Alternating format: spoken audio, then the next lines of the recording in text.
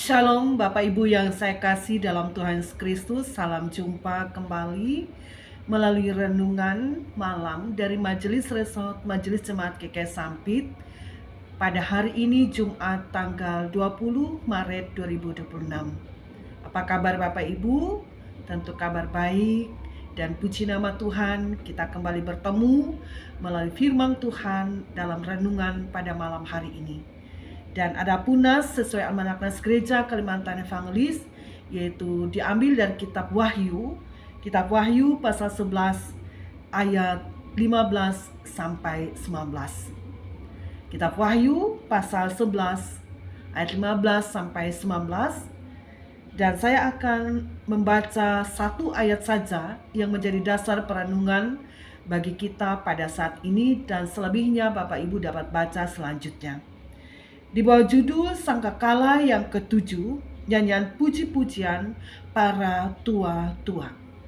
Saya baca ayat 15, bunyinya demikian. Lalu malaikat yang ketujuh meniup sangkakalanya, dan terdengarlah suara-suara nyaring di dalam surga, katanya, pemerintahan atas dunia dipegang oleh Tuhan kita dan Dia yang diurapinya, dan Ia akan memerintah sebagai Raja sampai selama-lamanya. Demikian firman Tuhan. Bapak Ibu yang saya kasih dalam Tuhan Yesus Kristus, renungan singkat ini akan dibawakan dan disampaikan kepada kita.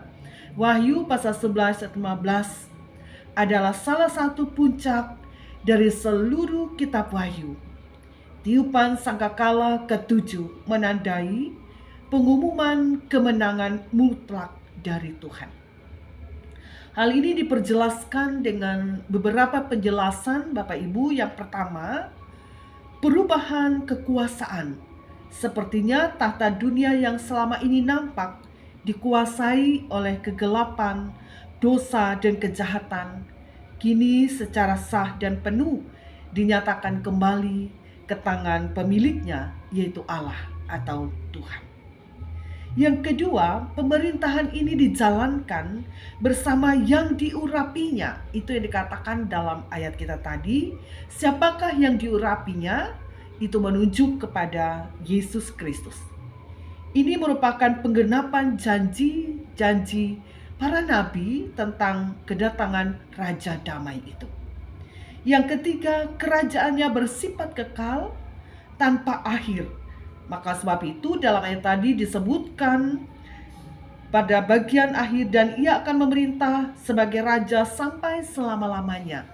Itu menunjukkan bagian ketiga bahwa kerajaan yang ditegakkan dan memperoleh kemenangan secara mutlak tadi itu bersifat kekal tanpa akhir sampai selama-lamanya, tak tergoyahkan. Puji nama Tuhan. Bapak Ibu yang saya kasih dalam Tuhan Kristus, dan menjadi refleksi firman ini bagi kita untuk menguatkan iman kita dan sekaligus menjadi introspeksi bagi diri kita, bagi iman kita. Yang pertama, akhir-akhir ini kita merasa cemas melihat kondisi dunia yang mulai tidak menentu. Ketidakadilan, krisis moral, ekonomi, konflik, dan peperangan yang terjadi. Nah, dalam Wahyu pasal 11-15 ini mengingatkan kita bahwa kita tidak perlu takut. Walaupun secara manusia kadangkala kita takut dan khawatir, tetapi firman Tuhan hari ini memberikan jaminan kepada kita bahwa kemenangan ada di tangan Tuhan. Pastikan iman kita harus lebih besar dari kecemasan dan ketakutan atas kejadian yang ada di dunia ini. Yang kedua, menjadi perenungan bagi kita, jika kelak seluruh dunia mengakui pemerintahan Tuhan, apakah kita sudah memberikan tempat di mana Tuhan atau Allah yang memerintah dalam hidup kita? Jika belum, Bapak Ibu segeralah, supaya kita dapat menang dari berbagai perkara dunia, karena Tuhan yang memegang kendali atas dunia ini. Yang ketiga, menjadi perenungan bagian ayat 15 tadi, menjadi pengharapan untuk kita tetap teguh dan kuat mengikut Tuhan dan berani menyatakan kebenaran di tengah kehidupan kita di dunia ini. Demikian renungan singkat dari saya, Pendeta Dewina Pitarun STH, dan puji nama Tuhan.